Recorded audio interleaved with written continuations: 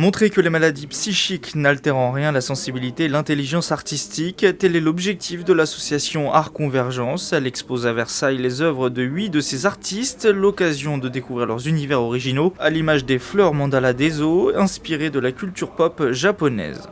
En les réalisant, j'ai réussi à retrouver une espèce de sérénité en fait. J'ai eu beaucoup de plaisir à les faire. Et j'ai ressenti beaucoup d'émotions positives à les faire en fait. Le handicap psychique est peut-être même un moteur à la création dans le sens où les personnes handicapées psychiques ont souvent une sensibilité exacerbée en fait, et donc qui est propice à la création. Autre univers fantasmagorique, celui de la jeune Laurana et de son minutieux travail pour constituer cet univers aquatique réalisé avec 90% de matériaux de récupération. Animaux marins réels y côtoient personnages imaginaires comme cette sirène fabriquée à partir d'une poupée japonaise unijambiste.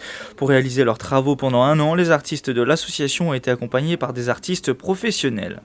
L'intérêt de l'association, c'est aussi de mettre en relation des collectivités locales avec des structures de soins, avec des artistes. En fait, on a quand même un rôle de lien et de passeur aussi. C'est-à-dire qu'en fait, c'est principalement ça notre objectif.